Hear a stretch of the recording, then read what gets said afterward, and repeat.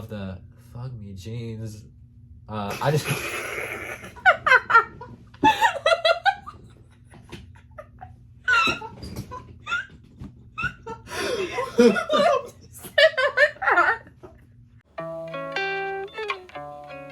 Welcome back to From My Standpoint. I'm Madison. This is Matthew. And today we're going to be ranking every song on The Rise and Fall of the Midwest Princess. Yes. And sorry, guys, I know we're around for a long time. Our cat suddenly passed away. Sweet Marbles is gone. I just learning this. I'm gonna try to push through though. I'm kidding. I know we have a 50-year-old later today. For our dearly beloved cat. She made it 27 years. So. My bat died as well. So yeah, we're really going through it. But we are here to rank Chappell Roan for you. From worst to first. Rhymes. 14 to 1.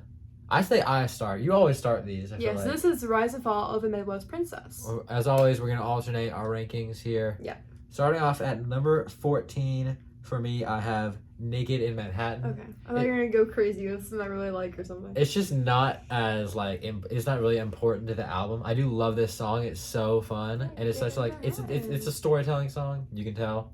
But it's not as, it's not emotional or anything. It's not there's not as much heart in it. It's not really a highlight on the album and any category really for me. So that's why I had to rank it at number 14. I do really Matthew recently deemed this a 10 out of 10 album. I did. So just know that we do love all of these songs. I don't have a problem with this song. No. My number 14 is Guilty, Guilty Pleasure.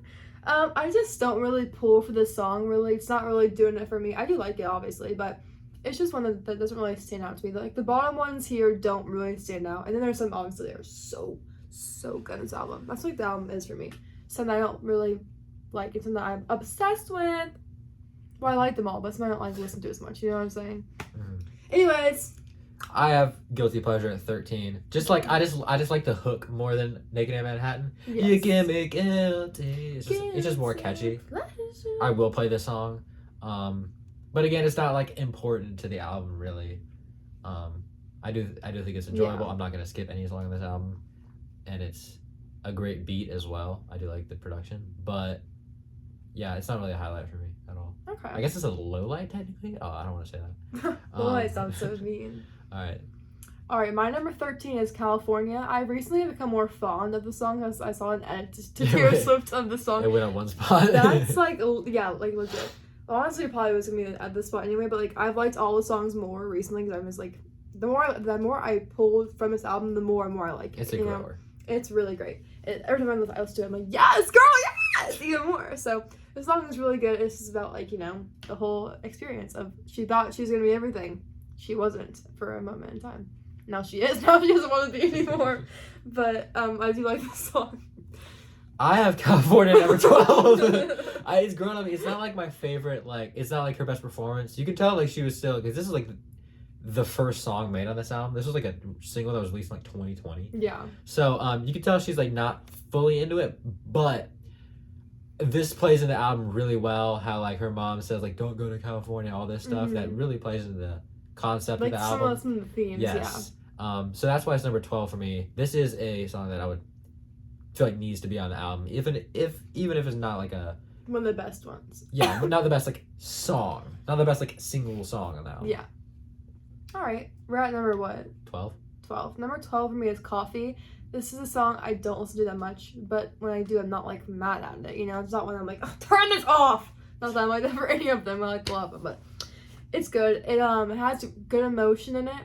I just forget all that. I'll go on the thing oh, Coffee's on this album. Why did I forget about that low-key? It's probably one of your top points. I have a question. Does this the production and the kind of tone of it remind you of some Olivia Rodrigo ballads? You see, the problem is with me in production, I can never remember how it sounds as I play it. So I have no idea. Okay. Maybe. Number 11 for me is After Midnight. Super fun song. Oh my god. I love the bass line, but also it starts off in the first half where it's kind of overshadowed by some of the other songs in my opinion. Oh my god. It's just not so low on your list. And also I've gotten more into the songwriting of this album, and this is not one of the best written songs, even if it is super fun. I'm not It's hard to say anything. Not Floyd. It's hard to say anything, but these hooks are amazing. But it's not like my Yeah. favorite hook on the album. It's hard to rank when all the songs are just so good. This is an amazing song, though. I would give this like a 9 out of 10. But it is on the bottom of the list. It's not my top 10. Okay, number 11. Number 11 for me is Pink Pony Club. I like it. Obviously, I think it definitely has a purpose on the album because it has one of the big themes. I like how like it's very also like cultural setback. I don't know. Cultural it's like, setback. I don't know what that means. Oh, like culturally influential. Kind Yes. Like there's like the pink pony, like her dad's like the pink pony grandpa or something. I don't know. And like Bertram from Jessie is like What? Okay, I've not heard of this. It's like a whole thing on TikTok, but the song itself is good. Not as fun and like not as vibey as the other ones. I don't know the words to use there, but yeah, this one's great. Okay, so that's your number 11? 11, yes. Okay, my number 10 is My King is Karma. Oh! Oh my god, it's like a bullet for the heart. Oh my god. Originally, before this grew, this would have been like top 5 for me at least. But It's a standout when you listen to it for like the first few times. yes, it is. I love the chorus. I'm like, King is watching you. And the production goes crazy. The production is not one of my favorite produced songs in the album. It is. You have to edit my face when you said that. What? I go, I look so scared of the camera.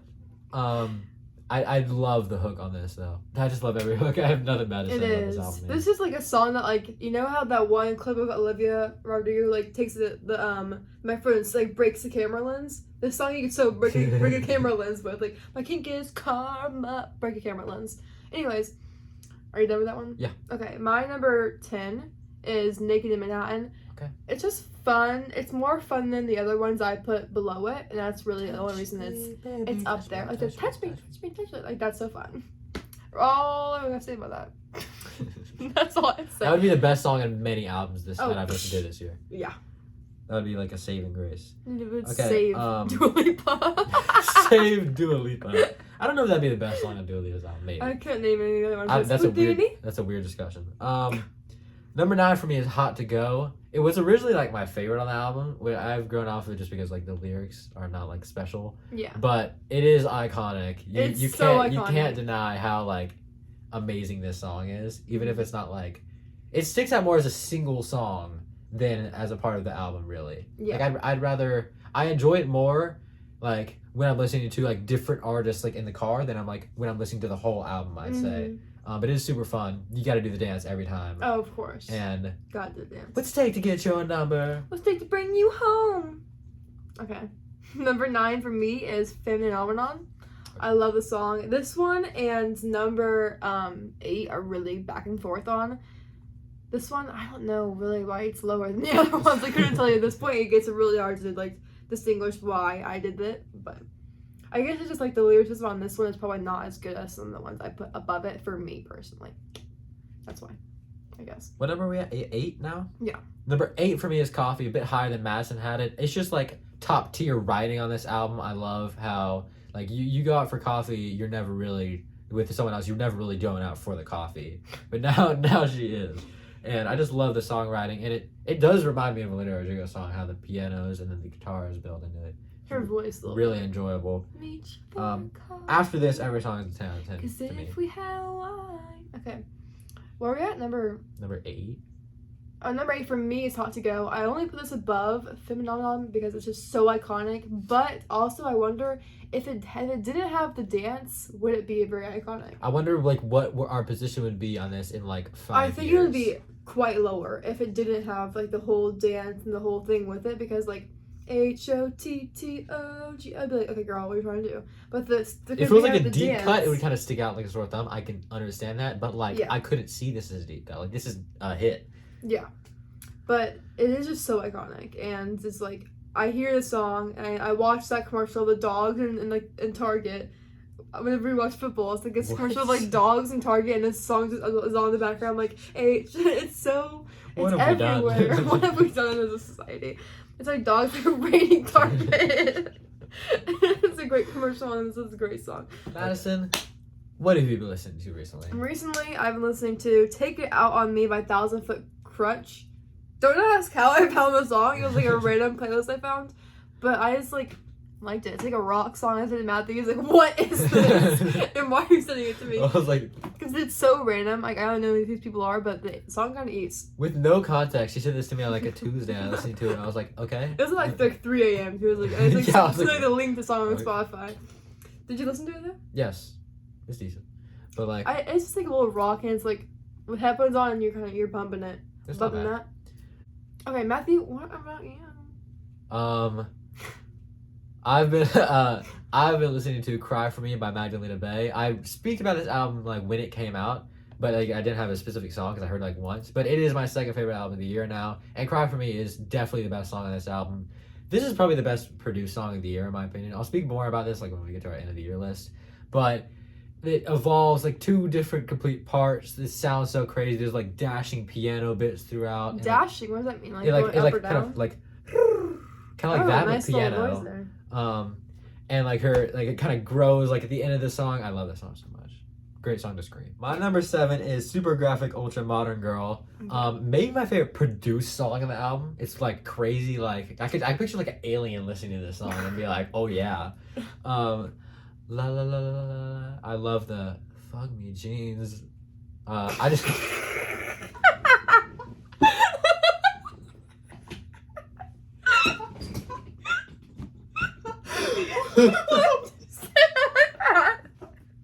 That's how she says it. Okay.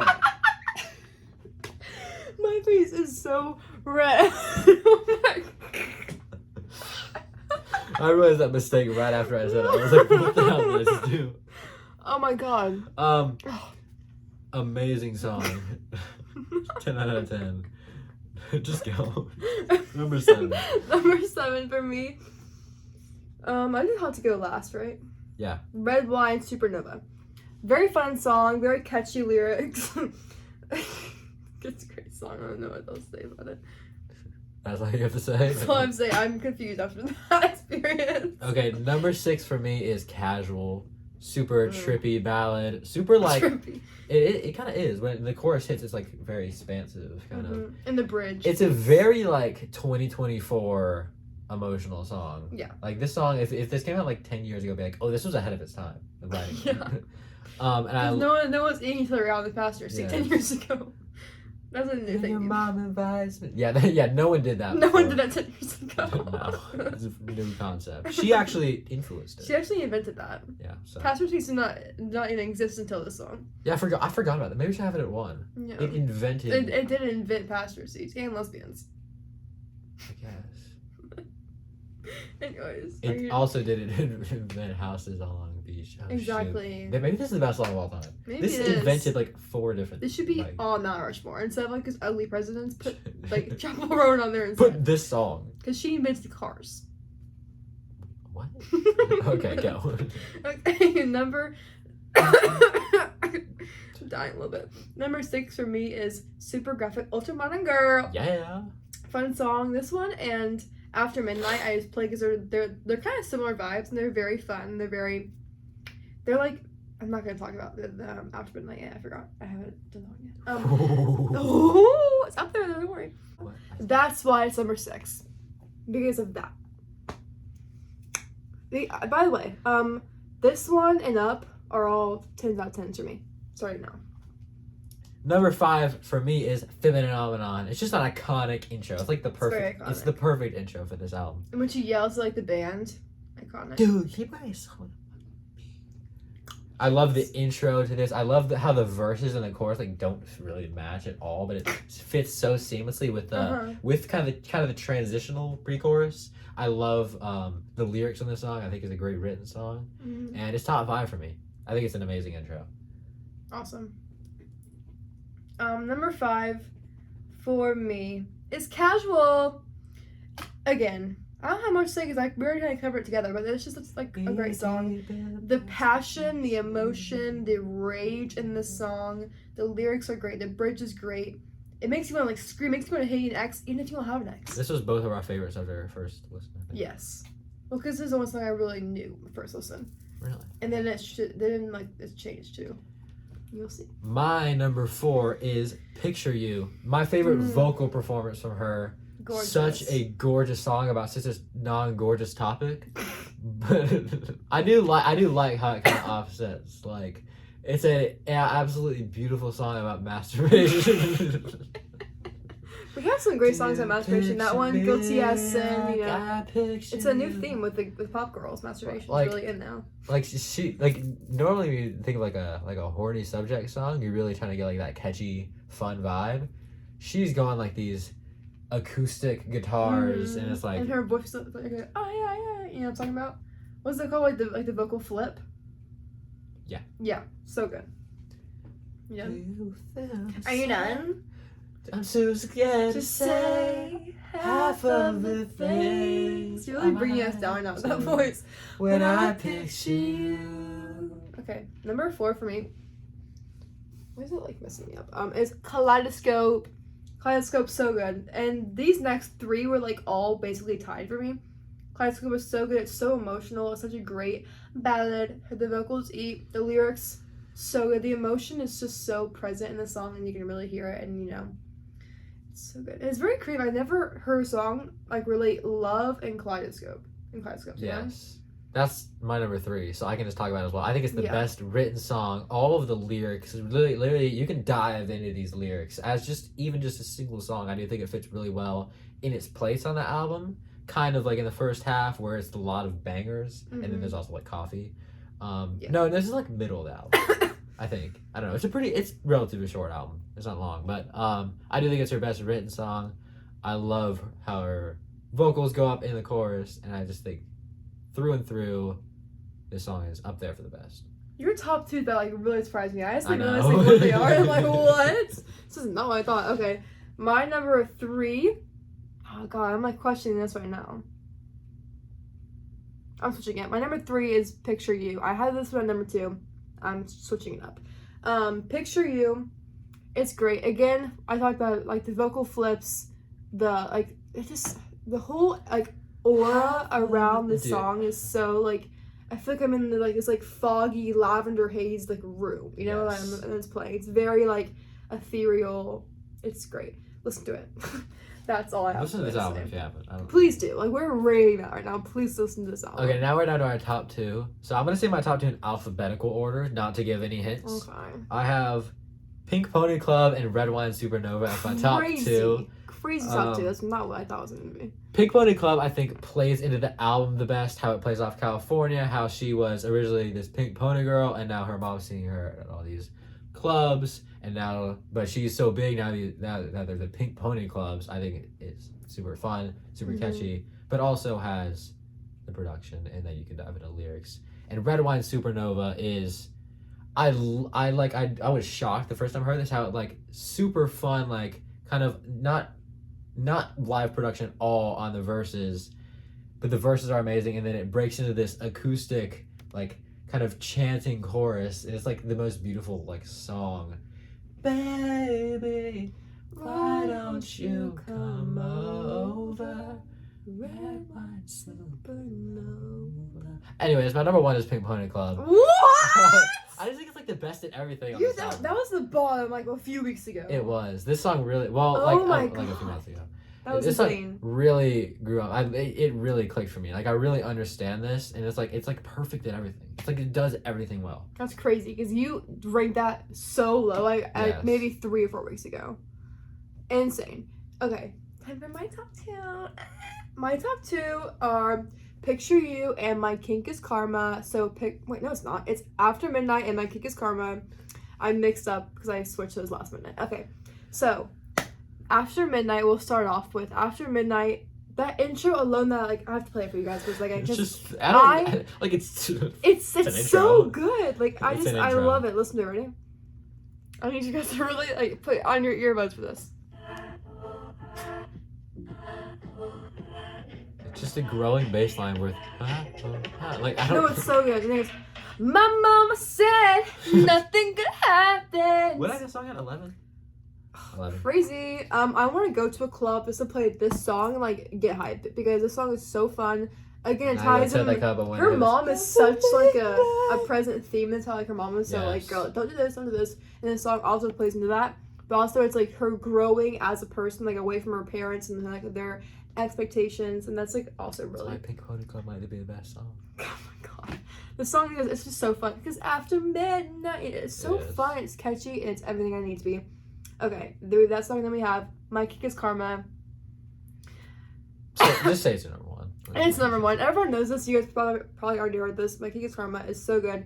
It's like, again, the production I love. It's like my kink is like the drop whenever like the chorus kind of gets into high gear. You ruin your life. So good. The verses are so fun, and it is officially 6 months since April, which is one of the lyrics, and now I have been number one. 6 months since April. I don't think the verses are and that I'm special. Doing better. No need to be hateful in your fake Hey, Gucci sweater. Anyways. Afford a real one, bitch. Ooh. Oh, you're poor. You're poor. You're a poverty little. No, that was. Fair. You're poor. Where would this album rank in last year for you? Top 5 for sure. It'd be under Guts. Might be number 2. I can't. What else came out last year? That Gracie album you like? I forget. Good Riddance. That's true. That's true. It's gotta be number 3. Number 3?